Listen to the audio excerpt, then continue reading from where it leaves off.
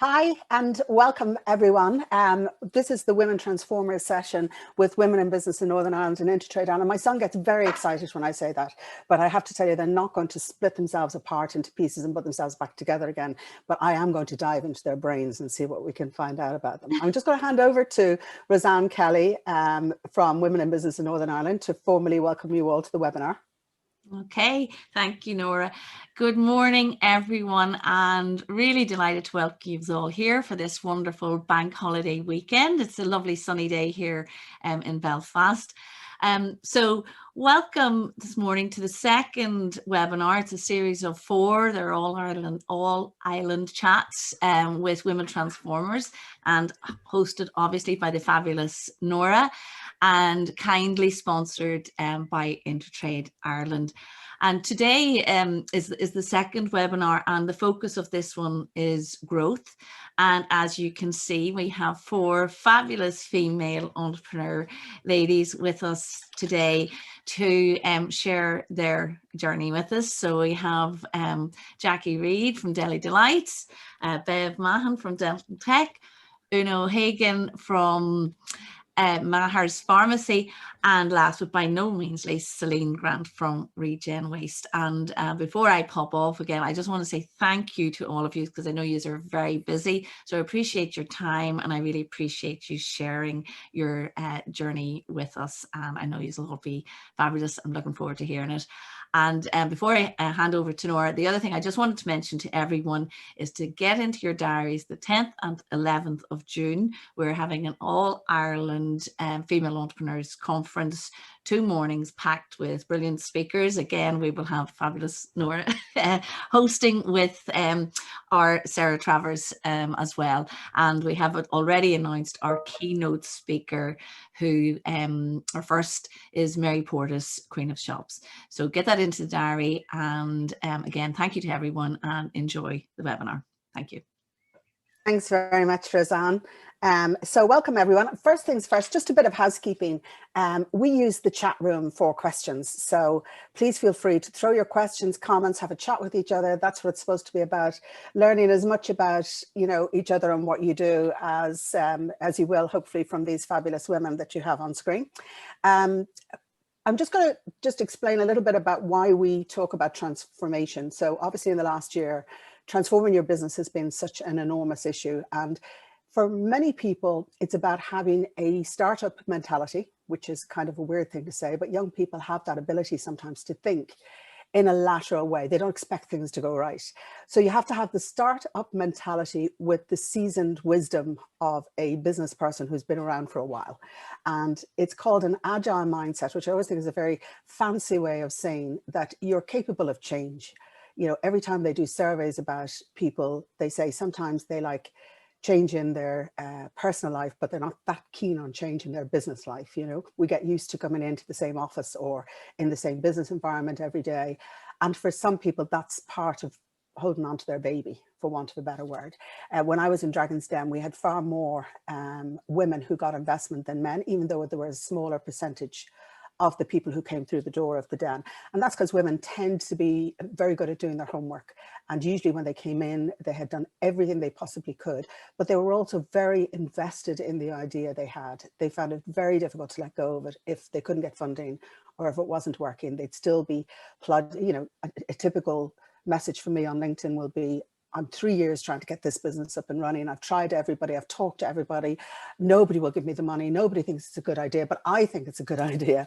And like, my message to them is, my old chairman used to say, if you're going to fail, fail fast. If you're clinging on to something for 3 years and everyone's giving you the same message, there's something in that. Whereas the guys would come into the den and say, I have a great idea for an online pizza company. And you're like, okay, the whole world has had that idea. That train has left the station. Grant, I'll be back to you next month. I'll have another idea for you. So full of confidence and bravado, probably not warranted, but a message there for women. The second, so an agile mindset means that you're capable of seeing change all the time. You walk into a room and you can immediately see how you're going to make it better. Same for your business. The second is having an innovative mindset. So I always say to new leaders, innovation is a state of mind. And it's part of that agile mindset, as in you don't accept things the way they are. You're constantly looking at your product thinking, how can I make that better? How can I change my target market? How can I future-proof my business? And the last one is strategy. So it's like setting a sat nav for your business and for yourself. Very important thing for your brain. Very important that you know what journey you're on, because otherwise you're not on a journey at all. If you're just turning up every day and you're living in the valley of the day-to-day minutiae, you're never up in that mountain looking to where you're going in the future. So often if I ask a woman founder, what are you doing with this? Are you going to sell it on? Are you going to, at 65, are you going to be sitting there with the same business, or potentially at 90? Are you going to be clinging on to that business? It's something they very rarely thought of. Are they going for growth in order to sell it on? Do they want it for the next generation? Is it something where they might be looking for partners in the future? Or are they just happy building a lifestyle around it? So the 3 messages for you before we find out what these women are doing is agile mindset, innovation is a state of mind, and strategize at speed. And please go out there on Twitter and social media, hashtag Women's Transformers. You can see my tweets and others. So, I'd be grateful if you could tag in Women of Business in Northern Ireland and Intertrade Ireland, who are kindly supporting the event. So first things first, Bevan, I'm going to start with you. When the pandemic hit, what happened to your business? Thanks, Norah, for having me, and really appreciate the opportunity to have a chat, and hopefully everybody will learn something from each other. So Dental Tech is the name of my company, and we provide services for the ageing population of Ireland, dental and denture. We specialise in dentures. We manufacture them as well as meeting the patient where they are. So we have our own clinics, we do home care, and we do nursing homes. So when the pandemic hit, because of our age category, 97% of our business just closed overnight. And we saw it coming, but I was still in disbelief. I was like, this isn't going to happen. But we were hit very dramatically straight away. And it's a family business. I took over the business from my parents, so I felt there was a lot of responsibility there. Our team is with us a long time. Our average length of service is 8 years. So my husband works in the business, my parents worked in the business, my auntie worked in the business. So at that point I was kind of going, what are we going to do? We went straight away to short time. I was like, we need to do something immediately. And then very quickly we realized we had to do layoffs, So I remember that call ringing my mum and dad going, going to be laying you off now as of Friday. Wow. It wasn't a great conversation, but that's a call you never want to make to your own parents. But I mean, I do know, Bevan, because we've talked about this before, that can be very heartbreaking. I myself in my lifetime have had to let go of people in the business in the last recession, and honestly it broke my heart because they were brilliant, fantastic, loyal, wonderful workers, and through no fault of my own I just couldn't keep them employed. But tell us a little bit about you. We've heard about Dental Tech, and but what about you personally? It's been a difficult journey for everyone. Look, initially I feel like in the first kind of 2 weeks I went through every emotion possible. I was doing that it's going to be fine, and then I was doing it's not going to be fine, it's going to be fine. I definitely went through panic stages and emotions, and the biggest weight that I felt was like that with my team. I have a lot of responsibility here. I have a mortgage, but they have mortgages, they've rent, they've kids, they've all of those expenses and the stress of it. But I kicked into, I think a lot of people went through this where I was going, it's going to be fine. I'm going to go for walks. I'm going to get up early in the morning. I'm going to bake. And then after about 2 weeks, I think I was lucky if my kids just got dressed. It was like if they didn't have a pajama day, we celebrated. I love that. Well, I think we're all so over that sourdough moment. Listen, don't even go there. Banana bread was the topic. But we did work. Our biggest concern around that point was people were talking about baking and cooking at home, and our patients were at home. And we worried about the fact that they may not be able to eat. So my whole team was feeling this emotion because we couldn't see our patients. We couldn't go into the nursing homes. We couldn't go into home. Our clinic was only open for emergencies. But our age category was at home, panicking, being told to stay at home. And everyone was talking about this lovely food and all. And we kept thinking, well, what about our patients who maybe can't eat or... And I think very much so, as we discovered now that we look back with hindsight, that the elderly population, especially the ones in homes, were often overlooked in the early parts of the pandemic. And needed it, Thanks, Bevan. Una, can I jump over to you? Because your business, obviously, like when the pandemic hit, it was cataclysmic. Yeah, well, listen, first and foremost, lovely to see everybody today, and thanks for the invite on as well, Norah. So our business, we're in the pharmacy business, so we have 9 physical pharmacies in Dublin, and then an online business, which I'm so grateful we have, that delivers all over the world. So when the pandemic hit, like our business turned completely upside down, really. It was because we're very much on the front line, as you would know. So it was complete panic, fear, just chaos, really, because everybody at the very beginning, if you can even wind yourself way back to there, and this was before we were wearing masks and everything, people they thought we were going to run out of medicines. They were coming in looking for a hand sanitizer, like people would sell a kidney for a hand sanitizer. It was like literally pure and utter panic.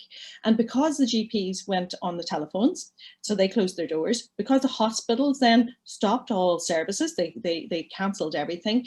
The public hospitals, as you know, took over the private hospitals, so everything was closed there. Nobody had any access to healthcare professionals. So we were the last man standing type thing. So everybody came into us, not only for their medicines, which would come day to day, but actually just because they were so panicked and feared and they didn't know what was happening. They were coming in to say, am I going to be okay? Am I going to get my medicines? All their hospital appointments were cancelled. They didn't know how to get their medicines that their consultant was going to be prescribing. And we were just trying to figure it all out and solve all the problems we never, ever had before, Norah. And all of that whilst having a team at the front line who were petrified of catching the virus themselves, many underlying conditions, And that's what I was going to ask you, Ina, is, for a lot of people, it was about, I have all this time and I'm going to be homeschooling and I can go for my walks and do meditation and make my sourdough and banana bread. But for you, with a whole team of frontline workers, as you say, who were feeling, pretty difficult themselves, sometimes without the support of family because of that fear of catching the virus. But how did you yourself cope? Because you're pretty busy in your home life too. Well, listen, it was carnage, really. That's the truth of it. It was absolute carnage. There's no other way about it, because I have 2 young kids, so they were being homeschooled. They were on different technology devices. One was in Google Classroom, one was in something else. I'm used to technology, Norah. They were calling me saying, "Mom, I can't get on, I can't submit, I don't know how," whatever. I hadn't a clue how to do it. That my phone was hopping non-stop. I felt like I wasn't there for them, and I wasn't there for my team, if that makes sense. It was on thin ice, and I just felt my tank was empty. I was exhausted. Day was moving into night. When the stores would close, Norah, the pharmacies would close, the phone would stop hopping, and I would get on the laptop to do my work at night time. So I was working like from 6 in the morning to maybe 2 in the morning. Like, my tank was empty. I was pure exhausted. And the smallest little decisions turned into these massive big, you know what I mean? Like everything was amplified, I suppose. And I felt like I was walking around in a blur. So I got to a stage where I just slept for an entire weekend, and I had to have a good hard chat to myself, to be honest with you, Norah, to say, what are you actually at here? And you've all this team around you, but you're stuck in everything, I was nearly the blocker in a lot of it. So I really had to have a good word with myself, and my mother would be having a good word with me too, saying, what have you got all this people for in it, and you're trying to do everything. Stand back from it, get on the balcony, stop being on the dance floor, she would always tell me. Get on the balcony and start a leader, not a manager, And I think that's really good advice, because I think when a crisis hits, the temptation in all of us is, I shall do it myself, and then you realize you can't split yourself into a million different pieces. Jackie, in the food business, obviously when the pandemic hit, it must have been quite difficult for you too. Yeah, it was very difficult, Norah. Like my company, I'm the co-owner of Deli Lights Ireland. We are a food-to-go business. So we would supply a lot of major multiples, international coffee chains and independent retailers. And that's throughout Ireland, the UK, Europe, and just recently Dubai. So all of a sudden overnight, we had no demand for our products. Food to go, people were traveling. We had 300 staff employed. Everybody looked at us and went, well, what do we do next? It was very scary times. Panic did set in, but I think the key thing for us was our management team, having an amazing, senior management team. We grouped together, we made an action plan. It was like, right, this is what we need to do, and we need to do it now. Obviously, we knew there was going to be very hard decisions. Unfortunately, we did have to, let about 50% of our workforce, go on furlough. But really, everybody understood, because it was a worldwide pandemic. It wasn't as if it was something we could stop. Yeah. So therefore, we were able to communicate this effectively to our staff, and they're definitely on board with us on that. And we're very positive as well. And the difficulty, Jackie, I guess, is it's a family business for you. So I know that for a lot of business owners, it's the fear of, you know, where's the revenue going to come from? Will the business survive? Because the entire family, you know, is based on the fact that this business is successful. But how about you personally? You know, when that happened, I think you were probably one of those people who, you know, wrestled with the idea of time on your hands. Yes, absolutely. Norah, you don't know me, but I go at 100%. I'm like always buzzing around. You know, I've worked all my life since I was 16. That's how I started deli nights, and you know, I never stopped since. I love what I do. And then the minute that was taken away from me and we had to work from home, it was like, what do I do now? How can I be a mother and not work? Because the kids obviously have 3 kids, and also Brian is the CEO, my husband. So we were all in the house together. So it was getting a wee bit like cabin fever. There was mixed emotions, and there was rows, and there was all sorts of things happening. But at the same time, me and Brian still had to be leaders. So, you know, we had back-to-back meetings every single day, and it was like, what do we do now? How do we diversify?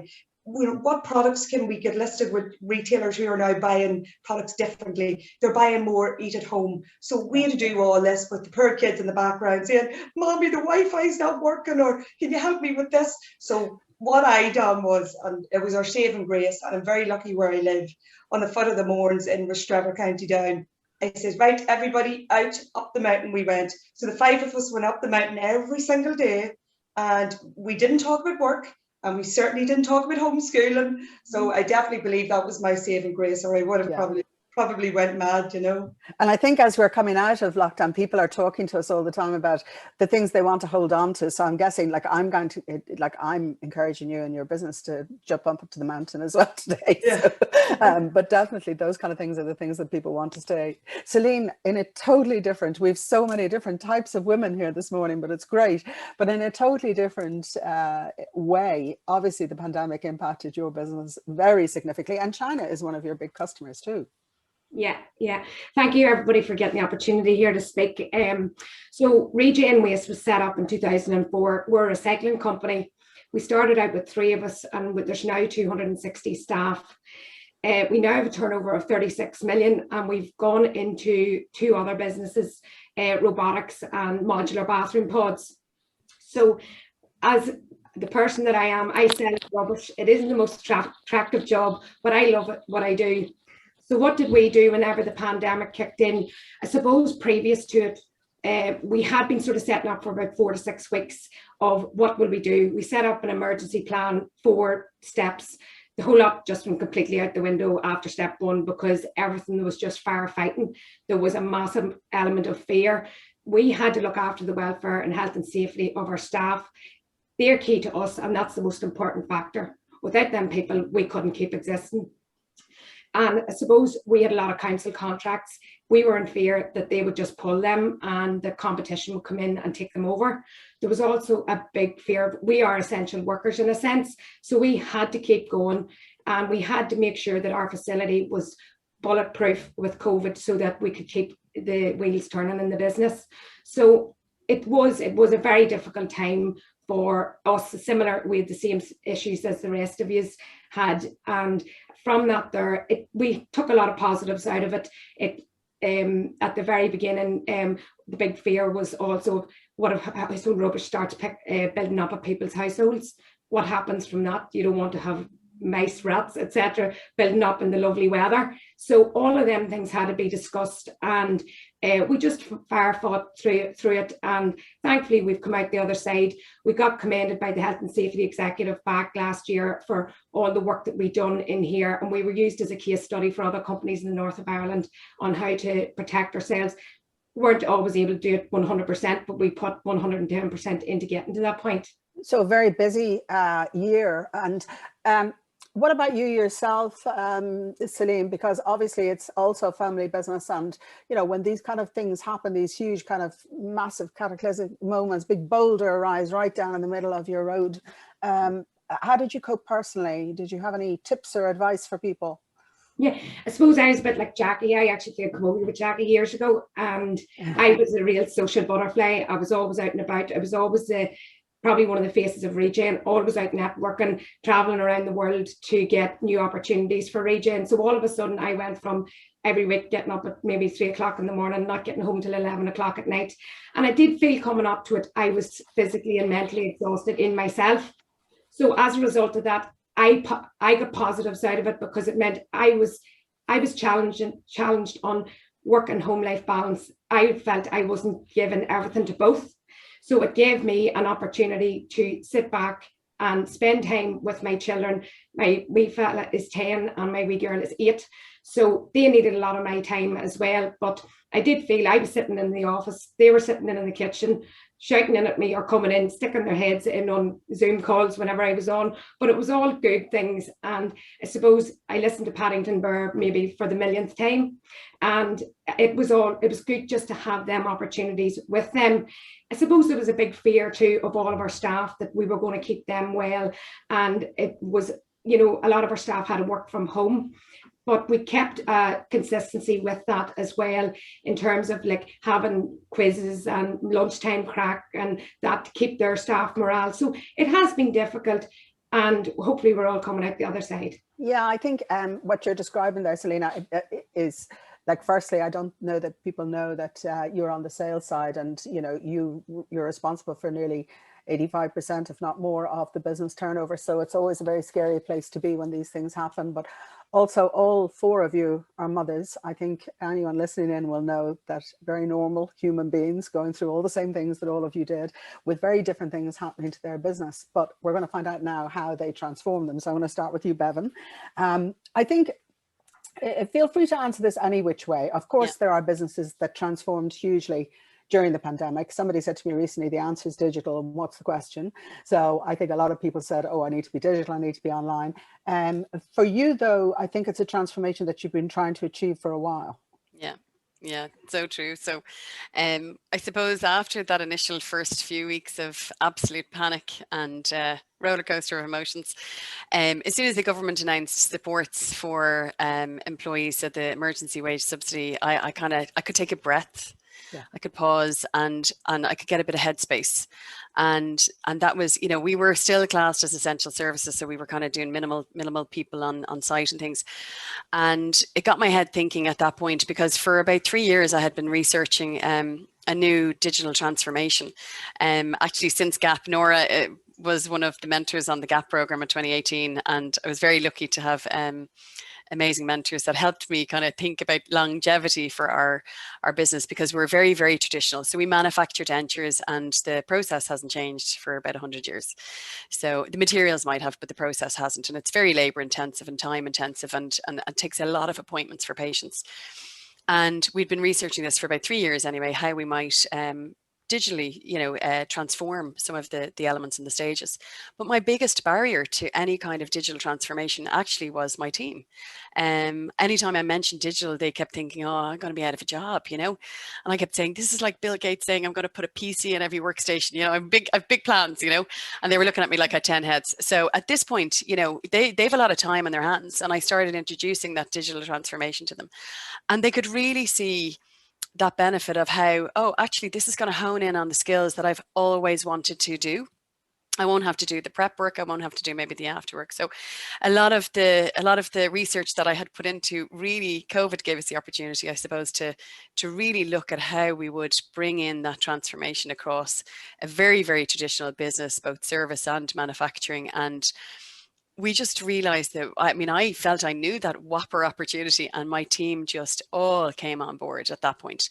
And it was like magic, so which is great. But the other, you've sort of answered the second question, as in the support mechanisms that you had at the time and your mindset. But the other barrier for you was also funding. Oh, yeah. Look, we knew that this was going to cost a huge amount, and it was, where are we going to get the funding? And really, I didn't have the answer for that. So COVID created a huge opportunity around funding with Enterprise Ireland. Banks were giving out money that they were never giving before. Actually, Norah, I'm not sure I would have got my funding without you. So Norah helped me with my business plan. it was phenomenal opportunity. So, and we could really articulate what we wanted to do now. I had the team backing, and it just made sense. And then all of a sudden we were getting this opportunity for funding we never would have had before. In a nutshell, what Bevan's describing is like very few businesses have gone through that 100% transformation from, you know, old-fashioned molds for false teeth, for want of a better word, to 3D digital printing. And she'll be the first person, the first business in Ireland. She already has a very significant manufacturing business for dental work, and she supplies other dentists. So it's a really positive. As somebody who's been highly critical of the loan scheme that the government announced, not in terms of that it wasn't great, it just came at the wrong time. I think now businesses possibly want to avail of those loans, but a lot of business owners had debt from the previous recession, and they had property debt and things to service, and they weren't as confident, I guess, Bevan, as you were, because you knew exactly, you know, you'd already had that plan in the back of your mind. And the other thing before I leave you, just to say about Bevan, firstly, very agile thinker. Always, you know, having worked closely, I think over the last few years, I can see that her brain thinks a different way to other people. And a lot of family businesses benefit from that. You'll see time and again in Ireland, when you look at family businesses, the next generation, often women, I have to say, it is often women. It is. Look at I agree. People, they take the family business and they make it more spectacular, and they bring it back into, you know, availing of all the technology, bringing it back into the era that we're working in at the moment. Una, I'm guessing that, you know, if I asked you about transformation, you already know about multiple transformations in your business. But I also know that there probably was a lot of transformations over the pandemic. I wanted to ask you if that was a eureka moment. You know, some people wake up in the morning and say, oh my God, I'm doing this totally the wrong way. Or was it a gradual process? Yeah, no, I think we were on a digital transformation journey in a way, Norah, because we, you know, back in 2014, we're always surveying out our customer to ask them, you know, what else can we do? What other services or other products, or, you know, that they want to see. And we've seen time and time again coming back in those surveys, you know, listen, we're busy people, especially around Bagot Street and Barrow Street, city centre, Dublin, you know, could you have a click and collect service, whatever, so that we're time poor at lunchtime, you know. So we had set up since 2014 this online arm of our business, and we had made all of the mistakes from 2014 right up to 2018. We changed platforms 2 or 3 different times, and really, when I look back on it, we didn't invest in it properly. We didn't invest in the skills. We didn't know what we were doing. It was a completely different business. But what it actually enabled us to do is, whenever the pandemic hit, because we had all made those mistakes, Norah, we could absolutely change and pivot our business straight away to online. Yeah. Because the moment for me was in this pandemic, I was in Bagot Street one day. I knew a very loyal customer. She's been with us for about 30 odd years, Norah. She's going through cancer treatment. And I seen her standing at the counter, and I seen another guy coming in coughing and spluttering, right? Symptoms of COVID, even though government was saying, you know, stay at home if you have any symptoms. But he was in getting something for his symptoms, and he was standing right beside her. And I just knew this is a melting pot for disaster. Yeah. Even though we're an essential service, even though we're open, I was so grateful to be open as opposed to, you know, other retailers who were closed. I just knew this is not safe. It's not safe for our customers, and it's certainly not safe for our staff. So we just actually said, we're open, we're trading, but please don't come in. And we pivoted straight away to online. And, you know, we were already sending out, you know, skincare and beauty and all through our online channel, but actually we moved our prescription business to that as well. So we set up this logistical channel where we were able to work with our partners, our logistical partners, to flag anything that was a prescription element. And of course, the government had changed the legislation. Now we could get e-prescriptions, digital prescriptions, so we could dispense them. We could actually get them out in our logistical channel, and we set up the first ever service in Ireland, a video pharmacist service, where you could actually talk to the pharmacist, because that's what people were missing. Our elderly customers come into us for the chats as well, Norah, like, you know, and they were missing that human-to-human connection. So they wanted to talk to, you know, Stephen in Bagot Street or whoever our team members is, and that's why we set up this first ever, you know, so basically what we're doing is we're bringing not only the products to your own front door, but we're bringing our people as well, the expertise. And since that, we have actually launched 2 or 3 other digital services that we always had in the back of our mind, but we're actually in strategy documents going back to 2016, but they're just totally fast-tracked now, if that makes sense. I do, yeah, and I think that people said that the transformation in most businesses from digital is something I need to think about to like 10 years worth of digital transformation in 1 year. So it's great, and that's something that's really positive and that nobody will ever go back from. Just, is it a lonely place, Una, where you are as a business owner? Where do you get your support? Yeah, I think it is a lonely place. I think, and I was so conscious of that throughout the pandemic. Everybody was coming to us, coming to me saying, how we'll solve this, what we'll do here. And our, where we were getting our information, or the HSC, NEFID, the PSI, that was changing every single day. Wear a mask, don't wear a mask, do whatever, every day it was just like a bombardment. And I was really conscious that I hadn't got a clue neither. I didn't know the answers, right? But I always felt like we're just going to do the next right thing. Yeah, the next right thing. And I'm going to be open and honest and say, I actually don't know the answer, but we'll figure it out. We'll figure it out. And I felt like, yes, it's very lonely. I didn't know what to do. But I knew I had to stay calm and composed to my team, because I knew if I panicked, they'd feed off that panic, if that made sense. So I really reached out to my other networks and was picking up the phone to people, other females in business, other networks that I'm involved in, from Going for Growth to like lots of different networks. And I was using that to keep me calm and composed, if that makes sense, so that I grew up as the best leader in my own business. And also, I know you support other women. And I think every time I hear people saying women don't support women, it makes me so cross, because all the women I know of any stature or success, they not only do their own business, they spend a huge proportion of their time mentoring other women or doing peer-to-peer, which I survive on peer-to-peer mentoring, calling people in my own network and saying, what do you think? How should I do it? How should I go? So that never leaves you. I think as somebody of my generation, if somebody says, tell us your best mentor, I just lie, because there's no such thing as a mentor. When I was going to, what I usually am describing as a casual chat with a male boss about, I was thinking of doing, oh, you should do that, over a cup of coffee. And I'm describing that as mentoring. It's not mentoring at all. But yeah, it's great to hear it. And I know you do a great work, Una, with other women. Jackie, can I jump over to you? So I know there's a really good story coming out of the terrible story that you told about the business being flattened and everything being difficult at the start of the pandemic. But that transformation, obviously you've been doing the same thing for a period of time, and you're also on the sales side. Very unusual to have women very focused on the sales side, and great actually, because that's where all the power is, by the way. Yeah. Although there is some power in the cost control side. But tell us a little bit about your mindset. You're sitting there at the beginning of the pandemic and everything is, difficult, and you don't know where everything's going to go and what's going to happen. But yet you also had the drive to find something that was going to transform your business. Yes, Norah, like I am heavily involved in sales, and has been for the last 20 years. So I did feel a big weight on my shoulders that I had to come up with the ideas to sort of plug the gap here, because, the 60% of our business was gone.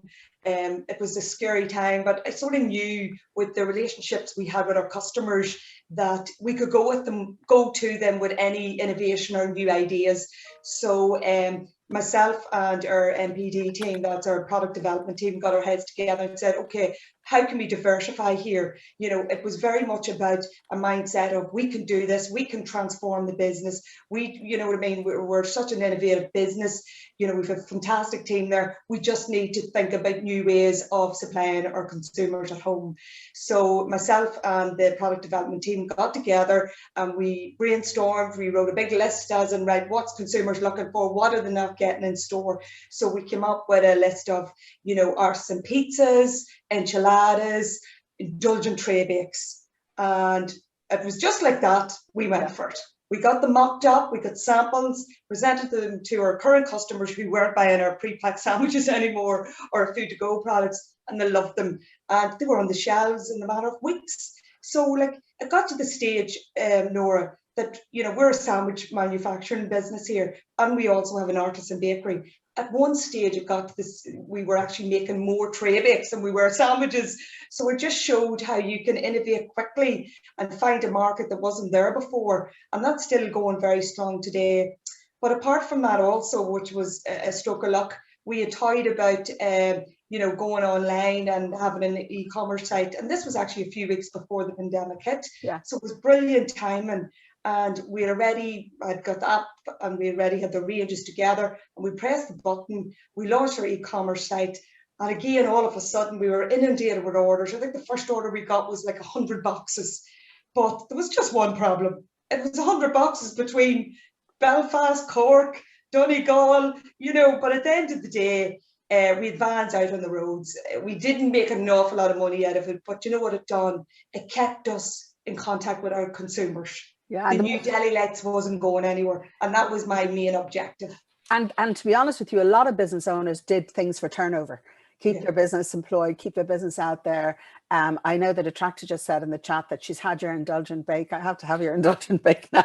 I'll send you down a few, Norah. I think our salted caramel brownie is a hot favourite. You know, my husband, before he passed away, you know, was involved in my business. Now, he worked in the BBC for 20 years, but obviously when you remortgage your home in order to buy your first business, your husband suddenly gets very interested in making sure that we had a pension or something to live off in the future. So when we moved to Ireland, he came in and worked in the business with me, and we found it very hard to switch off. Like, I mean, I'm saying that because, you know, you and your husband are involved in the business. Like, we would find holidays, weekends, but throw in a pandemic on top.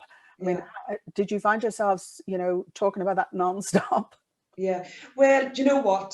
I would say our secret sauce of our success is me and Brian. Obviously, you know, we're a partnership, we're married together, we're married for the last 20 odd years. We're in business for about that time. We actually went into business before we got married.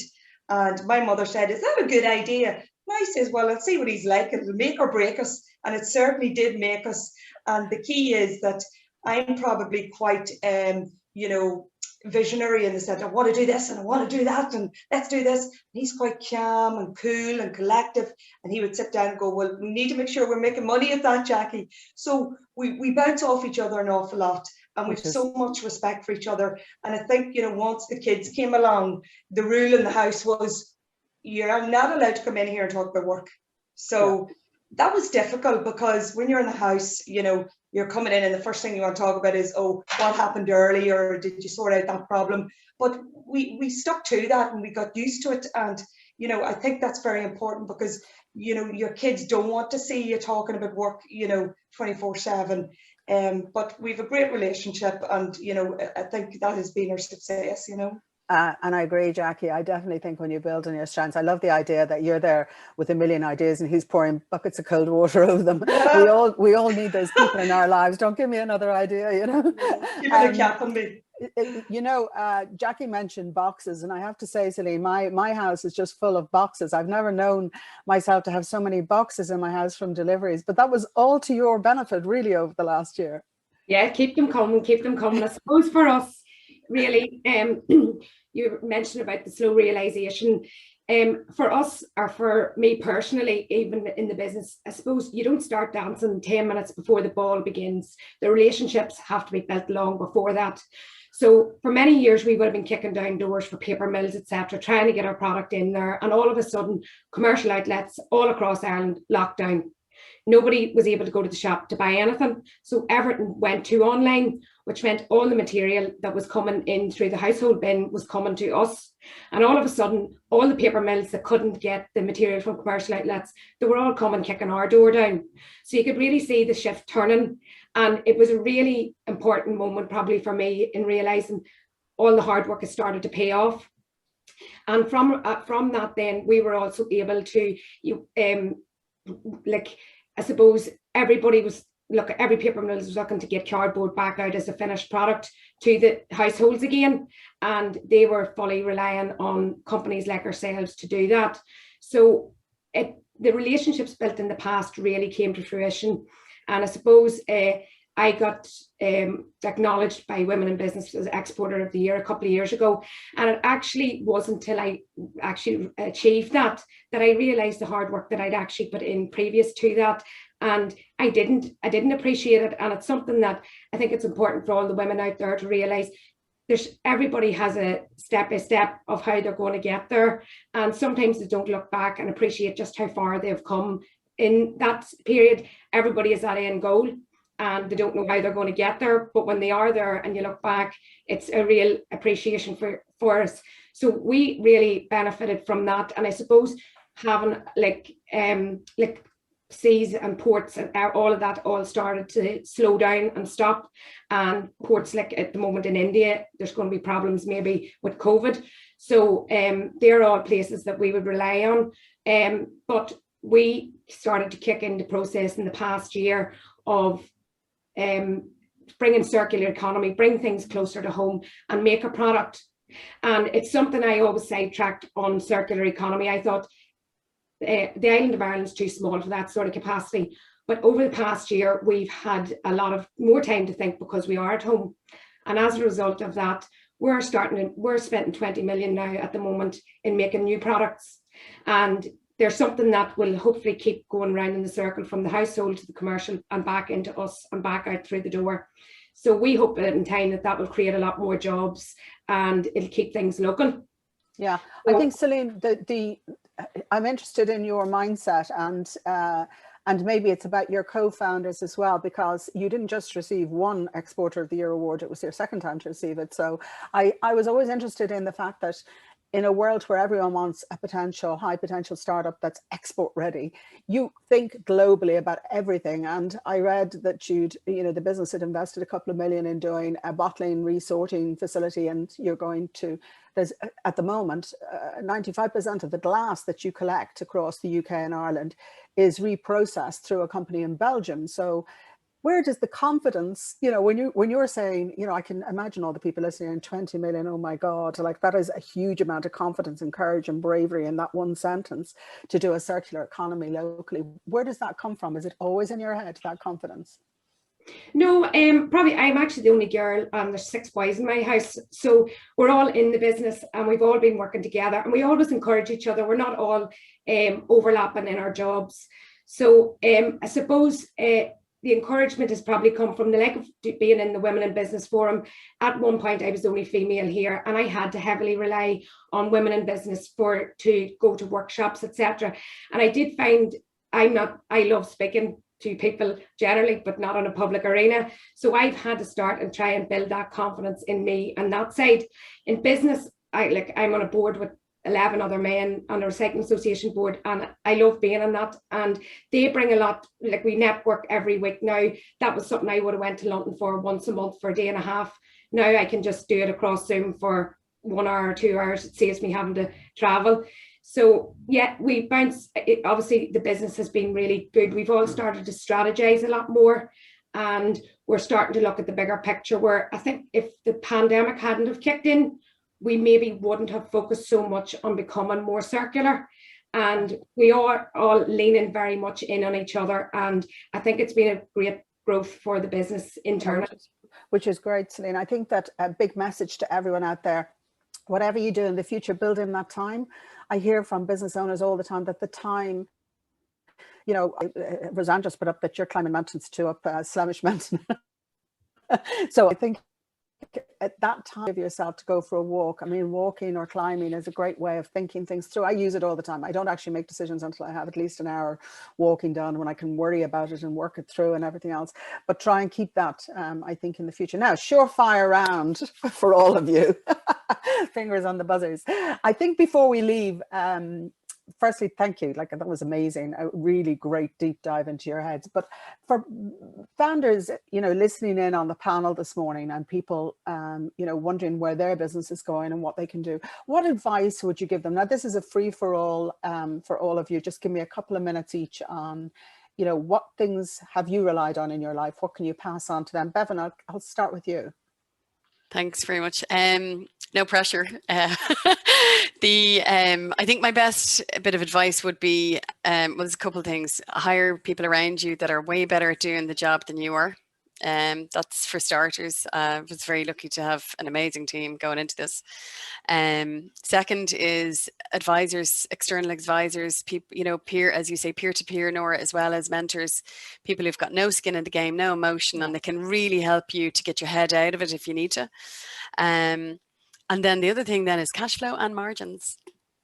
So it's making sure, listen, it is without a doubt, but you got to know your margins, to make sure that what you're doing is the right sense. So we can be agile and we can make changes very quickly, but we got to make sure the margins are going to be there on those things. So they would be my kind of 3. They're great, Bevan. I mean, I can't tell you. I mean, it seems like such a simple thing, but everyone knows that the vast majority of businesses that go under in the first 3 years is because of cash flow. Yeah. And I'm always saying to people, like, you know, don't outsource your accounts. You know, I'm somebody who learned finance when I bought the business, went off and did loads of modules and made sure that I was more qualified than the accountant to do my finance. I totally agree. Every time you make a decision, think about the cash flow. You need to know the numbers. Yeah, exactly. You might be getting in 100 grand, but how much is it costing you? And also, you know, work out when you have to pay the costs associated with that job and when are you going to get the money. So all the time, negotiate out as much as you can. Can I have, you know, absolutely 3 months, kind of, you know, work backwards from that. Well, just on that note, another tip would be, and I learned this a long time ago, is do not discount. Find a way to give somebody value add. Don't discount. And the other, just to say that the one thing when I'm pricing things up with people, I know we were close on the business plan and you're very over your margins, but quite often they don't put their own time in or a cut for the business. So they're like, you know, literally just working out the price based on the staff they employ, materials and the goods and everything else. And they're like, but you have to work on a margin. I mean, big businesses work on 20-25%. SMEs are down there at 8%, 9% at the best of times. So margin is everything, you know, pays for your overhead. Una, little nuggets of wisdom from you. Yeah, well, I'd say, like, I think all businesses are about people, you know, and I always think that people do business with people that they like. So make sure that you have good people on your team. And I would be very like Bevan as well. I would recruit very highly skilled people who are much better than me, and make sure that you have a lot of diversity in your team. So because I think that brings diversity of thought and everybody's not thinking the same way, you know, and I mean diversity in terms of age, gender, you know, race, you know, even social background. So I think definitely, and then make sure that you empower them and they feel that you trust them to get on and do their job. So I'd say that, and then the second big thing for me definitely is stay really, really close to your customers. Like, customers' needs are changing, customers' behaviors are changing, everything is changing. We're in a state of flux, particularly this last year. And, you know, so whatever way that you can communicate with your customers, and we do it through social and M+ or loyalty card or whatever, but always ask them, what else can you do? How else can we adapt our business to suit your needs? And then, you know, when you get that information, do something with it, act on it. I wouldn't say, you know, don't park it. And in order to be able to do that, because you will see lots and lots of things coming in, just make sure that you yourself are open to that change, because you know, that will bring a whole state of, well, we'd like this, we'd like that, whatever. You can't do everything, obviously, but, you know, make sure that you have that agility to be able to actually flex and change to adapt to their needs, really. Yeah, I think going back to my outset comment about innovation being a state of mind, but I love the idea of getting to know your clients. I have to say, when I came back to Ireland first, you know, all of us make friends as we go. I left at 17 to be a nurse, and I came back here kind of, you know, probably, you know, in my early 40s, and I didn't know anybody. Like, if you leave Ireland at 17 and people are constantly saying, do you not know that person who's related to that person, or a particular, it's like a microcosm. So I was all at sea, but I made some really good friends of my clients. Like, they're still my closest friends. I'd say we have a small club of girls, and they were all my clients, all the people that I relied on early on. And I got to know them, and I knew everything about them. Nobody ever I don't give gifts that are just generic at Christmas or, you know, on International Women's Day. I know exactly what drink they like. I know what perfume they like. I know what rocks them in terms of reading habits. So I think that's a really good advice, because when the chips are down, all things being equal, people buy from a friend. But here's another message: all things not being equal, people still buy from a friend. So in other words, you can be slightly worse than your competitors, but because you're a friend, you'll get the business. So it's a good piece of advice. Jackie, so what's going on in that head? Every time you say I'm 20 years in business, I think you must have got married at like 16 or something, you know. But we bit more than that now. But give us the wisdom. It's been a long time, Norah. Give us your wisdom. Well, I think, you know, from my learnings, you need to work on your business, not in your business, because I done that initially, and I think we could have got to where we are now an awful lot quicker. So, you know, work on it rather than in it. The other thing is surround yourself with really good people, you know, and invest in your people. We've recently invested in a sustain and grow leadership program for all our staff, and executive coaching for our management team. You need to do that, because they're the people. You can't do it on your own. The other thing would be change ready. Just be ready for the pandemic and Brexit and all these crazy things that comes out of nowhere, because it's not plain sailing. You know, it never is. And when it is, you're up for a rude awakening, because there's always something around the corner. The other thing would be make decisions quickly. don't overthink them, just go for it. Because what's in your gut is normally, you know, that's your body telling you that's the direction you need to go in. And last but not least, as us all women here, and we're amazing women, and everybody you're listening as well, and we all need to prop each other up, and it's collaborate, it's talk, share stories. If anybody wants to go into business or they want any advice, send me a message, link in with me on LinkedIn. If there's any way I can help them in their food industry, what they're doing, what they're planning, what they're thinking, come and speak to me. I might even be some help, you know, with some of their topics. But also lastly, believe in yourself. You can do it. I done it, and I had no formal education, just grit, determination and hard work. So I love that's my closing. Thanks, Jackie. I think I love the idea of collaboration. One of the big things that have emerged over the last year is I see restaurants that were previously, you know, highly competitive with each other working together, you know, hairdressers and beauty salons. You know, the big message has been we're all in it together, and businesses have started to work together in a way they never worked together before, which is great. I mean, it's just a phenomenal thing to see. And I love the idea of, you know, constant change. I think somebody just said that in the comments about constant change. If you find yourself in your personal life, here's a word to the wise of any of you of a certain age there. If you find yourself in your personal life stuck in a rut, right? We go to the Indian on a Friday. Why would we go anywhere else? Sure, it's grand. We always know what we get when we go there. And I always go on holiday to Mallorca. As soon as the plane lands, I know where I'm going. And, you know, sure, we wouldn't be interested in doing anything else. And you're stuck in a fashion rush, maybe, and your hair might be the same. You can see I just chopped mine off. And by the way, I just learned a new skill. I just learned how to do my own nails. So switch it up in your personal life, because it will, your brain will start to think a little bit differently. So try not to get stuck in that kind of what happens to us all as we start to settle as we reach our 40s, you know, and that's just because we're very busy and we're getting up, going to work, going home, going to bed, getting up, going to work, going home, going to bed, not consciously kind of sometimes thinking, what can I do to terrify myself today? Because a little bit of abject terror wakes our brains up. The brain just loves all of that. A bit of a challenge, setting the bar a little higher. Now, Celine, the weight of the world is on your shoulders to give us the closing wisdom nuggets from your brain, please. I never really anticipated that our business would ever go down this circular economy route instead of depending on the rest of the world, that we can do it in here. So many times I'm sitting like a swan gliding on the lake and then underneath going fluttering flat out. And because of that, I've realized you have to break the whole lot down. You have to see what your end goal is. And probably for a long time at the beginning of the year, I couldn't see where we were strategizing and where we thought we were actually going to go.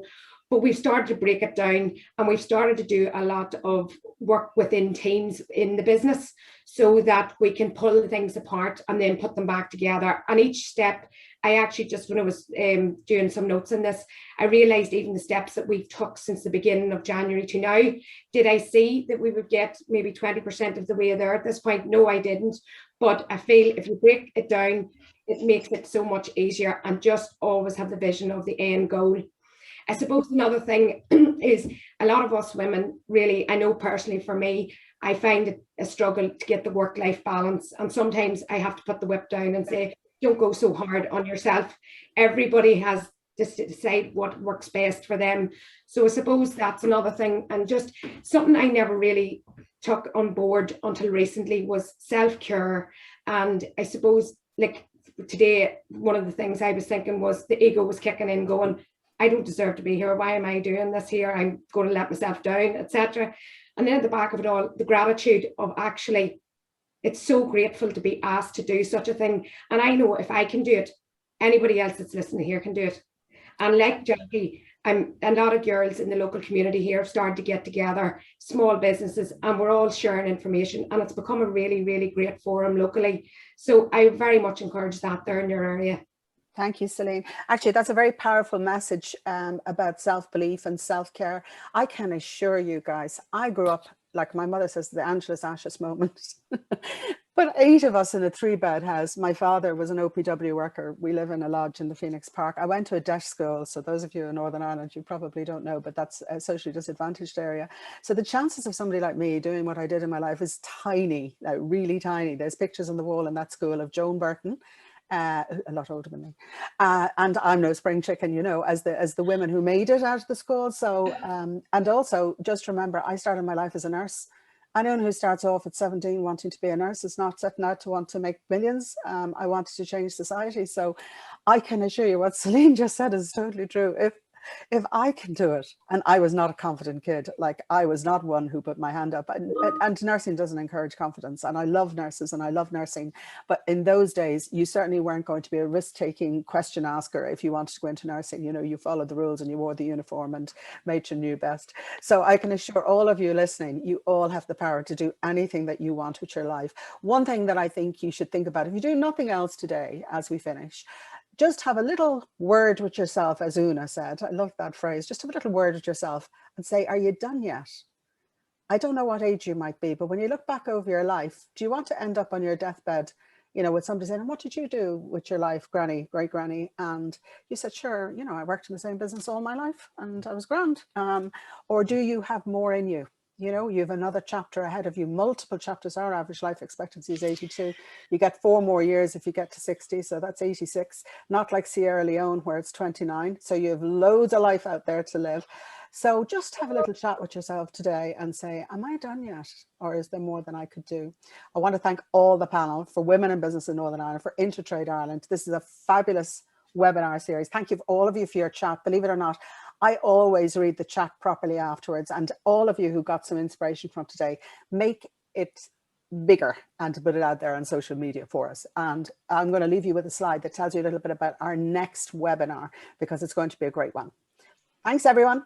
Thank you. Thanks, Norah. Thanks for having us. Thank you very much, everybody.